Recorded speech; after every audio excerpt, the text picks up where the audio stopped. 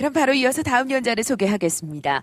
연세대학교 전기전자공학과에서 석박사를 취득하시고 현재 한국산업기술시험원 바이오의료심사센터에서 주임 연구원으로 재직하고 있습니다. 이병우 박사께서 준비하고 계신데요. 오늘 주제는 디지털 헬스케어 소프트웨어 세일 인허가 대응 전략이 되겠습니다. 박사님 부탁드립니다. 박수로 맞이해 주십시오.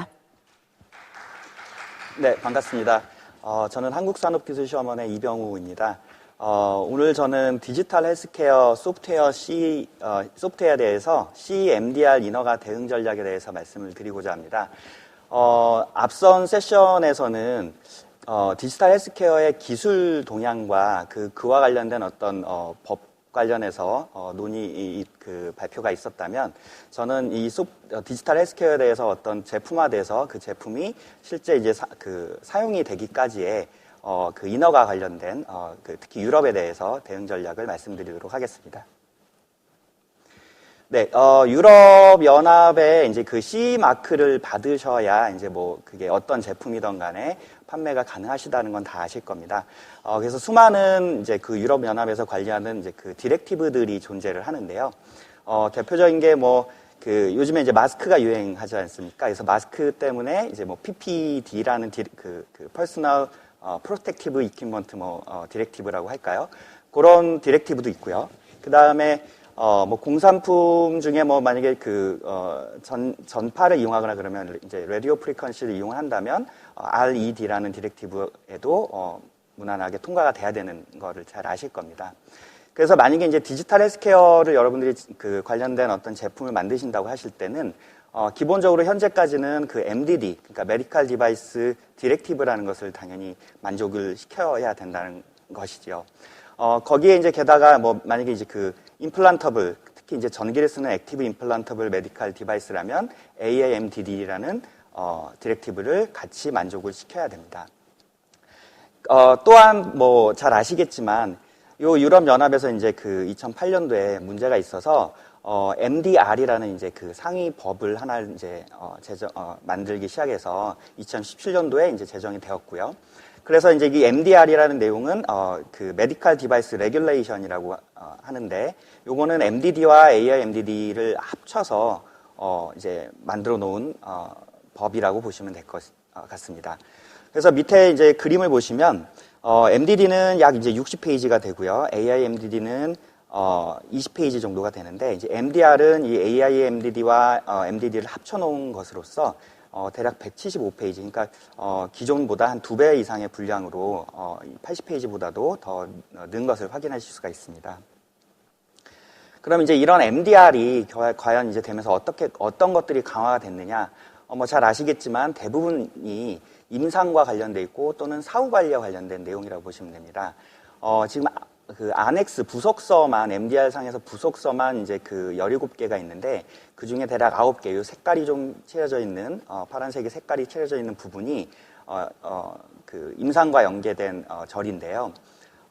보시면 일단 첫 번째 안엑스 1은 이제 GSPR이라고 합니다. 이거는 기존에 MDD를 준비해 보신 분이라면 ER 체크리스트라는 부분들을 많이 들어보셨을 텐데 그 부분이 좀 더 보완되고 강화돼서 GSPR이라는 단어를 쓰게 됐고요.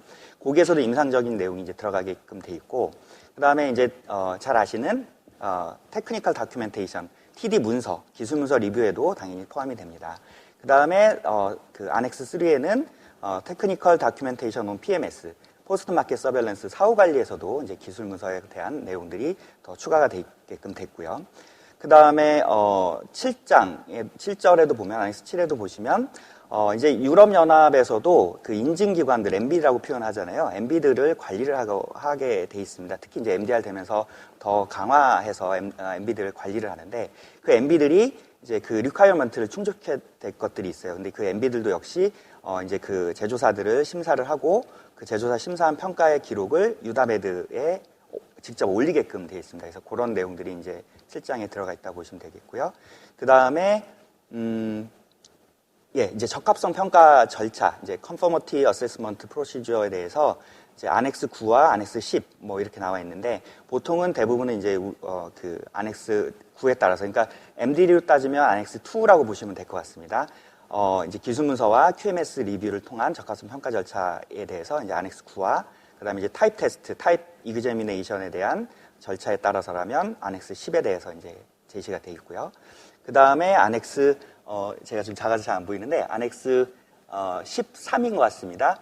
거기에는 커스텀 메이드, 그러니까 이제 커스터마이즈드 된 어떤 제품에 대한 어떤 절차와 그다음에 뭐 안엑스 14와 15에도 보면은 이제 클리니컬 이밸류에이션 포스트 마켓 클리니컬 팔로우. 이제 뒤에 또 얘기를 드리겠지만 PMS 사후 관리를 하실 때 PMCF라는 어떤 그 임플란터블이라든지 클래스 3 디바이스에 대해서는 이 PMCF가 반드시 들어가야 되는 그 평가를 해야 되는 그런 이제 내용인데, 그 임상 평가할 때 그런 부분들, 그 다음에 클리니컬 인베스티게이션은 직접적인 리터러처가 아닌 그 실제 임상 조사를 해야 되는, 이런 식으로 보시면 이제 안엑스 17개 중에 9개 이상이 임상과 사후 관리와 관련돼 있다고 보시면 되겠습니다. 그래서 MDR의 타임라인은 아까 좀 전에 말씀드렸지만 MDR이 법이 2017년도 5월에 이제 제정이 공표가 됐고요.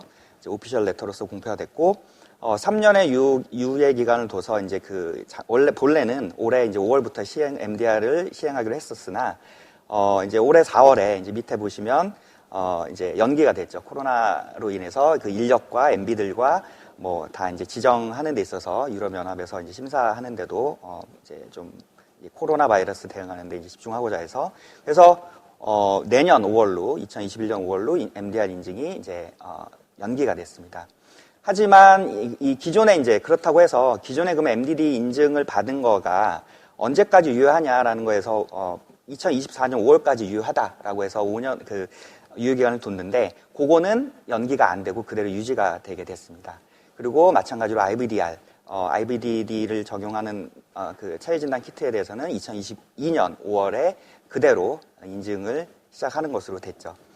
그리고 이제 2024년 5월까지 MDD 인증을 받은 제품에 대해서 그 제품이 유럽연합 내에 2024년 5월 안에 들어가 있다면, 그 시장 마켓에 들어가 있다면 그 제품은 1년 동안은 판매는 할 수 있게끔 하는 그 법 내용이 있고요. 그러면 이제 여기서 생각해 볼 수 있는 게, 최대한 이 MDD로서 좀 편하게 인증을 받고자 하실 제조사분들이 많으실 것 같습니다. 저 역시도 만약에 제조사라면 그랬을 것 같고요. 그래서 만약에 2021년 내년 4월까지 MDD 인증서를 받았다면, 그것은 2024년 5월까지는 당연히 유효한 인증서를 갖고 판매가 가능하게 됩니다.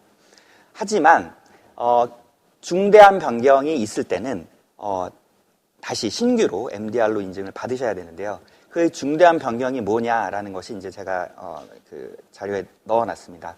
요것은 이제 MDCG라고 해서 이제 MDR로 되면서 각 유럽 연합에서 이제 그 대표들을 뽑아서 이제 MDCG 메디컬 디바이스 코디네이션 그룹이라고 해서 이런 가이던스나 또는 어떤 자문이나 어떤 평가에 있어서 도움을 주는 그룹을 만들었는데, 거기서 이제 그 2020-3이라는 어떤 가이던스를 발간을 했고요, 공표를 했고요.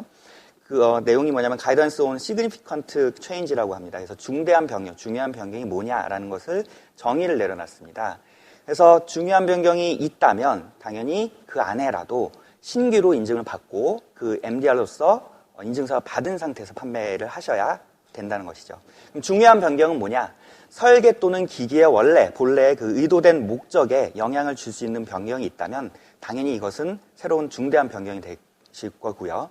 그 다음에 이제 인증서에 따라서 기존의 이제 스콥, 어떤 품목군이 어떤 것들이 이제 있는지가 나열이 되는데, 그런 것들이 새로 추가가 된다든지 또는 신규 모델이 추가된다든지 이런 것들은 중대한 변경으로서 판단해서 새로 MDR로 인증을 받으셔야 됩니다. 요 문서에 이제 그러면 중요한 변경에 해당되지 않는다라는 것은 뭐냐?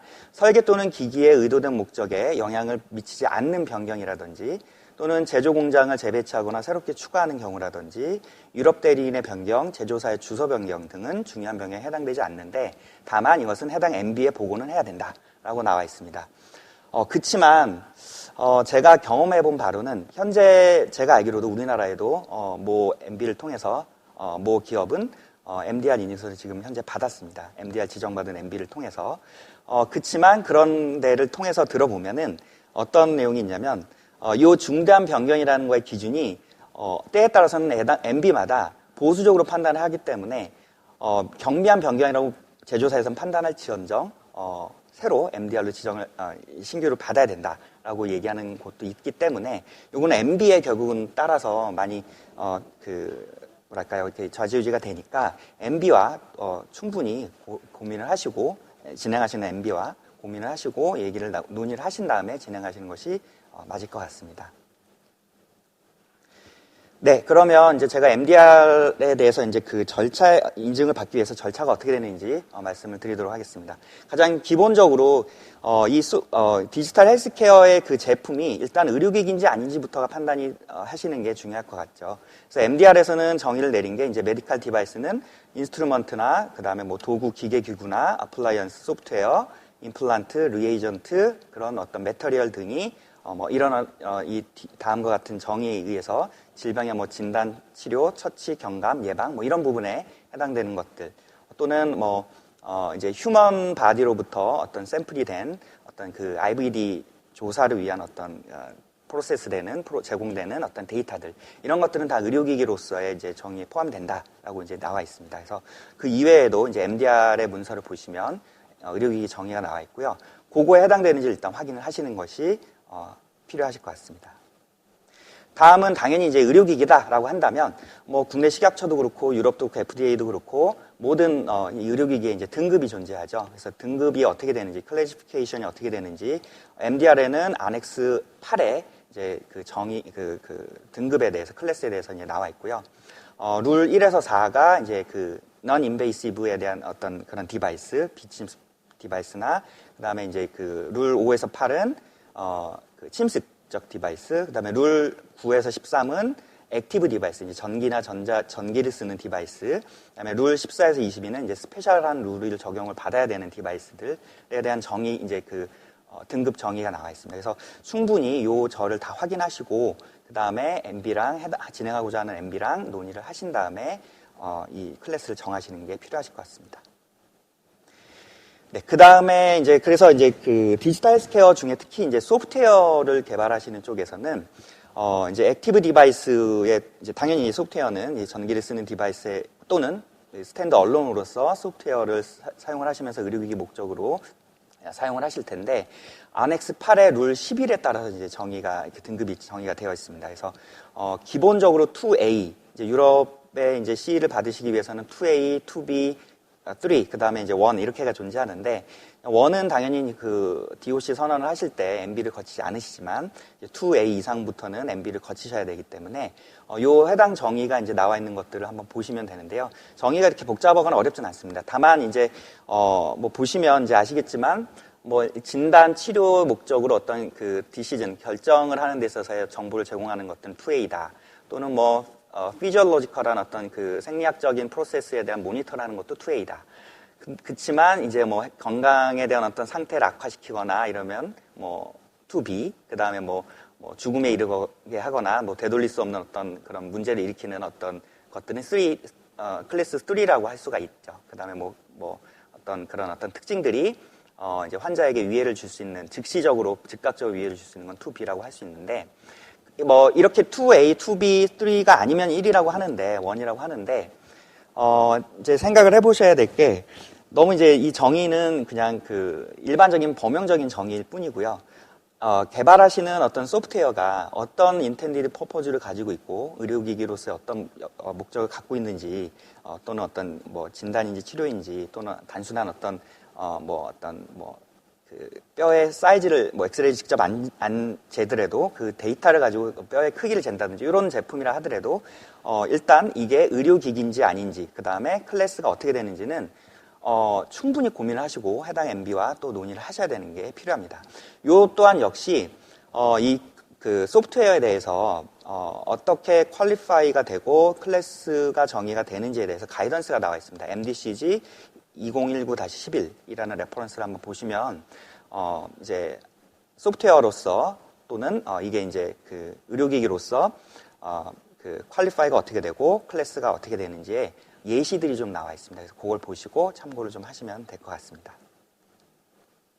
예, 같은 얘기지만, 이제 이 클래스를 보통은 이제 제가 느낀 바로는, 이제 강제 인허가 인증을 하는, 이제 정부에서 주도를 하는 이제 우리나라나 예를 들면 미국이나 이런 데서는 대부분 어떤 조금 이제 민원 측의 이제 제조사 입장에서 어떤, 이제 체크리스트화를 하고요. 이 부분은 이제 단순히 이제 제 어떤 경험에 의해서 느끼는 걸 말씀드리는 건데, 그렇지만 이제 유럽은 좀 이제 그 제조사의 좀 그 재량을 많이 이제 이렇게 뭐랄까요, 그렇게 인정을 해주는 편인 것 같긴 합니다.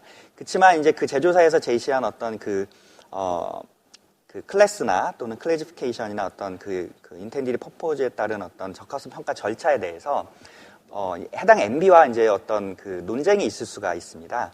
그래서 뭐 만약에 클래스가 제조사에서 제시한 거와 달리 MB에서 이제 리뷰를 했을 때 문제가 있다라고 한다면 이제 논쟁이 이제 이루어지게 되면 보통은 이제 그 제조사에 그 해당되는 규제 당국하고 이제 논의를 해서 결정을 짓게끔 되는데, 이 MDR에 나와 있는 내용입니다. 아티클 51에. 이제 우리나라 제조사 같은 경우는 그 규제기관이 이제 유럽연합에 있지는 않으니까 그 해당 MB가 이제 진행하고자 하시는 MB랑 MB를 지정한 그 규제 당국하고 이제 논의를 하시거나 그 이후에 이제 그 MDCG, 그 방금 말씀 나눈 메디컬 디바이스 코디네이션 그룹하고 뭔가 이렇게 논의가 된 다음에 이제 그 클래스가 확정이 되게 됩니다. 이 부분은 아마 이제 보통 MB들하고 진행하시면 계약 컨트랙 리뷰를 하시게 되죠. 그때 아마 요 단계가 정해질 것 같습니다. 다음에 이제 그 의료기기 정의에 부합되고 그 다음에 클래스가 정해지면 이제 적합성 평가 절차를 이제 따라서 진행을 하게 됩니다. 그래서 적합성 평가 절차는 보시면 이제 이제 MDD 상에서는 안엑스 2에 보통은 해당되는 것이 이제 그 MDR에서는 안엑스 9에 해당되고요. 그래서 챕터 1에 이제 그 QMS에 대한 정보가 나와 있고, 챕터 2는 이제 MDD에 있을 때 그 디자인 도시어라는 클래스 3 디바이스에 해당되는 부분이라고 보시면 될 것 같습니다. 그래서 만약에 안엑스 9으로 하지 않을 거라면 방법은 이제 뒤에 나와 있지만 또 다른 방법으로 안엑스 10과 안엑스 11을 적절히 섞어서 이제 진행하는 방법이 있고요. 또 커스텀 메이드 디바이스 같은 경우는 안엑스 13에 이제 존재하게 됩니다. 그래서 보시면 이제 적합성 평가 절차에서 기본적으로 안엑스 1에 GSPR, ER 체크리스트처럼 GSPR 체크리스트와 뭐 관련된 어떤 내용들을 검토를 하셔야 되고 문서를 만드셔야 되고, 안엑스 2 TD 문서, 기술 문서를 만드셔야 되고요. 그래서 이제 그 기본적으로 요 제가 써놓은 것들이 2A1 뭐 그다음에 뭐 IS는 그 스테라일 제품에 대한 얘기고요. 그다음에 M은 메저먼트를 뜻하고요. RSI는 그 리유저블 서지컬 인스트루먼트에 해당되는 그 루트라고 보시면 됩니다. 그래서 가장 왼쪽을 보시면 안엑스 9에 including 챕터 2, 요거는 이제 보통 3 디바이스나 2B 임플란트에 대한 디바이스에 해당되고요. 두 번째 컬럼 보시면 안엑스 9에 without 챕터 2, 이제 2B나 2A 해서 이제 샘플링에 의해서 이제 뭐 경험해보신 분들 많으시겠지만 5년 동안에, 유효한 5년 동안에 샘플링에 따라서 모든 그 모델에 대해서 이제 그 테스트, 그 QMS 심사를 받으시죠. 기술 문서와 함께. 그 다음에 뭐 안엑스 10에 대해서 타입 이그제미네이션을 통해서 하려면 이제 클래스 3 디바이스나 임플란터블 디바이스 같은 경우는 그거와 함께 안엑스 11, 이제 파트 A처럼 파트 A와 B로 이제 나눠서 진행을 하시면 되는데, 요 부분을 이제 택하지 않는 이유는 요걸 하게 되면 MB에서 되게 까다롭게 이제 MB에서 지정한 시험기관이나 인증기관이나 또는 MB에서 직접 나와가지고 검토를 하기 때문에 이제 그런 부분들을 이제 조금 까다로워서 보통 안엑스 9에 따라서 진행을 하시게 되는 것이죠. 네. 예, 여기까지가 이제 그 인허가 절차, CE를 받기 위한 어떤 인증 절차였고, 예, 여기서부터는 조금 빨리 넘어가도록 하겠습니다. MDD와 MDR에 대해서 제가 이제 구분을 지어봤는데, 왼쪽에 그 초록색 부분에 그 표를 보시면 MDD에 대한 내용이고, 아티클은 23개고, 안엑스가 12개입니다. 60페이지 정도고요. 오른쪽은 이제 MDR인데, 챕터라는 이제 그 개념이 들어가서 10개의 챕터와 아티클이 123개로 늘었고, 안엑스도 17개로 늘었습니다. 그래서 내용은 보시면, 보통 이제 왼쪽에 MDD는 정의, 그 다음에 뭐 그 시판 개시, 그 다음에 뭐 필수 요구사항, 그 다음에 참조 표준, 그 다음에 그 국가별, 회원국별 추가 참조 표준은 뭔지, 그 다음에 등급은 어떻게 되어 있는지, 부작용 사고 정보는 어떻게 보고를 해야 되는지, 다음 페이지 넘어가서 뭐 적합성 평가 절차, 그 다음에 임상 실제 인베스티게이션은 어떻게 해야 되는지, 인증기관 지정은 유럽연합에서 어떻게 하는지, CE 마킹은 어떻게 붙이는지, 잘못된 CE 마킹은 어떻게 되는지, 그 다음에 뭐 그런 것들에 대해 좀 상세하게 안엑스들에 의해서 이제 나열이 되어 있습니다. 이렇게. 다시 앞 페이지로 넘어가서 MDR에서도 마찬가지로 이제 제시가 되어 있는데요. 제가 이제 이 구분은 이제 색깔로 구별을 좀 해놓은 거는 제가 임의대로 한 건데 이게 정확한 건 아닙니다. 그렇지만 좀 눈에 띄게 한번 제 개념적으로 있는 걸 구별을 해봤는데 검정색은 일단 기존의 MDD와 같다고 보시면 되고요. 그러니까 같다는 게 이제 그 내용이요. 내용이 조금 이렇게 구체화는 돼 있겠지만 초록색은 좀 보다 더 구체화가 된 거, 파란색은 신규로 이제 나온 이제 내용들입니다. 그래서 당연히 정의 부분이 있고, 그다음에 아티클 3에 보면은 이제 특정 정의가 있습니다. 나노 물질에 대해서 이제 뭐 사용을 하는 디바이스라면 이런 부분들이 이제 고려가 돼야 되겠고요. 그다음에 제품의 규제 현황. 이게 기존의 이제 MDD 상황에서는 예를 들면 뭐 그 약품하고 같이 쓰는 의료기기다라고 한다면 MDD만 고려하고 또는 뭐 또 그 EMA라는 어떤 그 유로피언 메디신 뭐 에이전시라고 하나요? 그 EMA를 별도로 이제 했다면 지금은 그걸 함께 고려를 해줘야 된다라는 것이죠. 그래서 MDCG라든지 EMA라든지 그 다음에 유러피언 푸드 세이프티 오토리티라고 했던 것 같습니다. EFSA 등의 규제사항도 함께 고려를 해야 된다. 그 다음에 이제 온라인상으로 원격 판매도 많이 되기 때문에 원격 판매, 그 다음에 어떤 라벨이나 그 IFU나 이런 데서의 의도된 기능을 과장하는 경우에 대한 어떤 클레임을 걸 수 있는 그런 문제들에 대해서도 나와 있고요. 당연히 이제 국제 표준, 조화된 표준을 사용하는 것들이 이제 나와 있고요. 그 다음에 또 추가된 것들이 이제 공통기술 사양이 있습니다. 본래 기존에 이제에서는 유럽연합에서 사용하는 표준 스탠다드를 만족을 시켰으면 이제 미트를 시켰으면 이제 넘어갈 텐데 이제는 만약에 어떤 스텐트인데 그런 스탠다드에서 커버가 되지 않는 어떤 특징이 있다, 기술 사양이 있다. 그건 어떤 식으로 그럼 테스트를 받을 것인가, 어떤 식으로 임상평가와 포스트 마켓 팔로업을 어떻게 할 건지 그런 것들에 대한 어떤 기술 사양을 제시하게끔 되어 있습니다. 그 다음에 이제 제조업자의 의무, 이제 유럽 대리인이 이제 이 해석, 이 한글 표현은 이제 제가 그냥 임의로 달아본 거고요.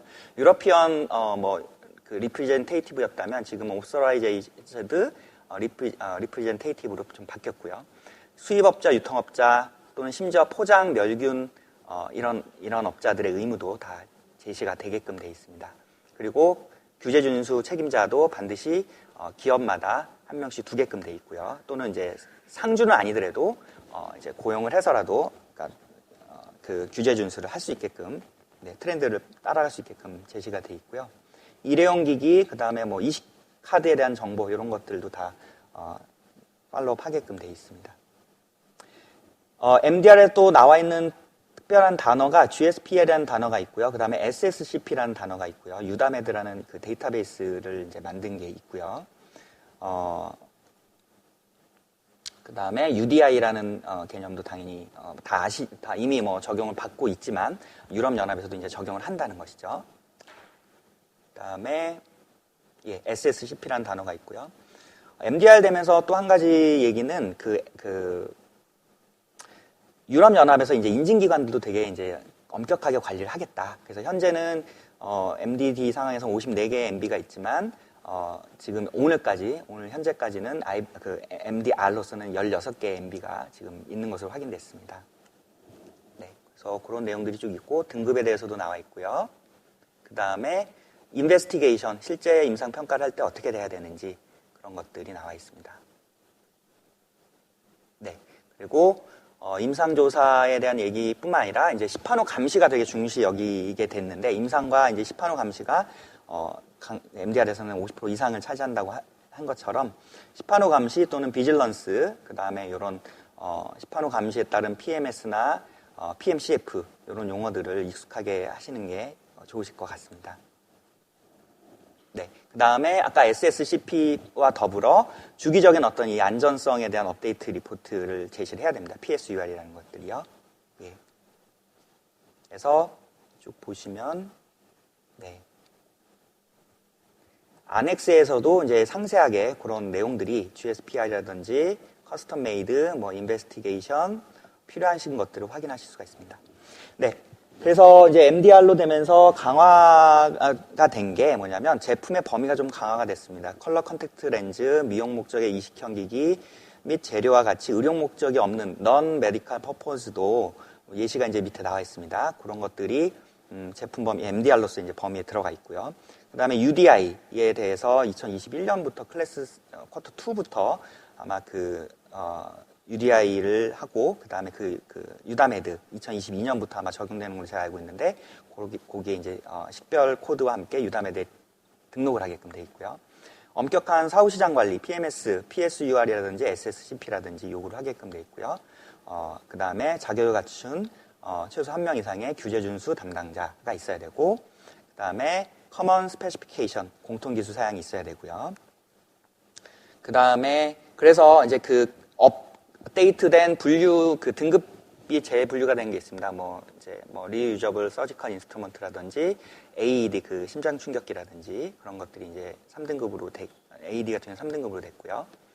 그다음에 SSCP 이제 클래스 3 디바이스나 이식형 임플란터블 디바이스에 대해서는 반드시 시판 후 임상 데이터를 수집해서 SSCP를 해야 되고 그 보고서를 MB로부터 검토를 받아야 되고 그거를 매년은 아닌 1년 매년인 것 같습니다. 매년 검토를 받고 그 다음에 그걸 MB가 유다메드에 등록을 직접 하게끔 되어 있습니다. 그 다음에 2A, 2B 등급에 대해서 체계적인 임상평가가 필요한데 이건 조금 MB마다 다를 것 같긴 한데 좀 고려를 해봐야 되지만 MDR 상에서 재검토를 해야 되고 필요에 따라서 임상조사를 해야 될 수도 있다라는 얘기가 있고요. 그랜드파더링이 인정이 안 됩니다. MDD에서 그대로 MDR로 넘어갈 수가 없고요. 신규로 인증서를 받으셔야 되고 심지어 MB도 새로 MDR로 지정을 받고 MB 심사원들도 MDR로서 다시 자격을 얻으셔야 됩니다. 네. 그 다음에 기술문서에 그래서 필요한 것들이 뭐냐? TCF가 당연히 들어가야 되고요. 두 번째는 GSPR 체크리스트가 필요하겠죠. 그 다음에 유저 매뉴얼, IFU와 라벨링, RM 당연히 관련이 필요한 기존에 있는 거가 대동소이합니다. 다만 이제 당연히 RM에서도 고려해 보셔야 될 게 임상에 대해서 임상적인 위험이 있다면 당연히 위험 관리를 통해서 관리가 돼야 되겠고요. 유저빌리티가 필요하고요. 그 다음에 테스트 밸리데이션 리포트, 세이프티, EMC, 퍼포먼스, 바이오컴, 트랜스포테이션, 소프트웨어 밸리데이션, 멸균, 펑셔널 세이프티, 사이버 시큐리티, 만약에 애니멀 오리진이나 휴먼 오리진을 사용했다면 그런 거에 대한 제시, 그 다음에 테스트 리포트, 그 다음에 폐기 또는 어떤 유해 물질에 대한 사용을 했다면 그거에 대한 테스트 리포트와 IFU에 그런 것들이 어떻게 이제 처분이 돼야 되니 절차와 표시가 IFU에 돼야 된다라는 내용이 있고요. 그 다음에 이제 클리니컬 데이터에 대해서 리트러처 방법 내지는 예를 들면 이제 인베스티게이션을 한다면 이런 어떤 클리니컬 이밸루에이션 리포트가 반드시 거기에 담아져 있어야 되고 PMS에 나온 사후관리 또는 PMCF 여기 보면은 임플란터블이랑 클래스 3 디바이스 또는 필요에 따라서 PMCF는 반드시 해야 되는데 그런 내용에 따라 발견된 임상에 대한 어떤 리포트는 당연히 CER 리포트에 담겨져야 됩니다. 그 다음에 당연히 SSCP에 대해서 나온 임상 얘기도 CER 리포트에 담겨져야 되고요. 그 다음에 PMS, PMCF가 있고 SSCP, 이거는 이제 annually 업데이트를 해야 된다. 임플란터블과 클래스 3 디바이스에 대해서는. 그 다음에 PSUR도 해야 된다. 이거는 이제 클래스 2B나 3 디바이스는 매년 해야 되고, 그 다음에 클래스 2A는 2년에 한 번씩은 이 리포트를 업데이트를 해줘야 된다.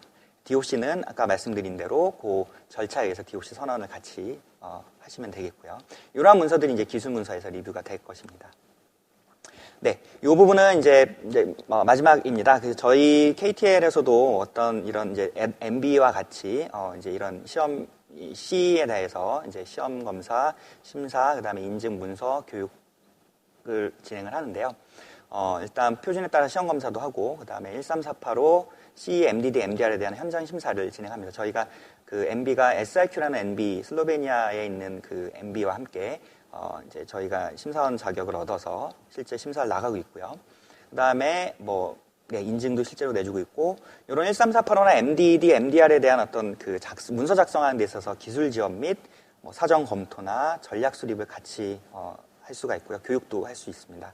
더불어 저희가 할 수 있는 게 이제 정부 지원 사업을 좀 이제 산업부나 이제 중기부 사업을 받아서 이런 인증 비용이나 컨설팅 비용을 지원을 해주는 작업도 하고 있습니다. 네, 요거는 이제 저희가 그 IEC 6230사에 따라서 소프트웨어 밸리데이션 그 프로세스 평가를 진행을 한 사례고요. 네, 요게 이제 정부 지원 사업 내용입니다. 그래서 필요하시다면 저 또는 요 글로벌 마케팅 센터에 배재만 선임께 연락을 주시면 저희가 인증비 지원도 가능할 것 같습니다. 네, 감사합니다. 네, 수고의 박수 부탁드리겠습니다. 이병우 박사님의 발표셨습니다. 고맙습니다.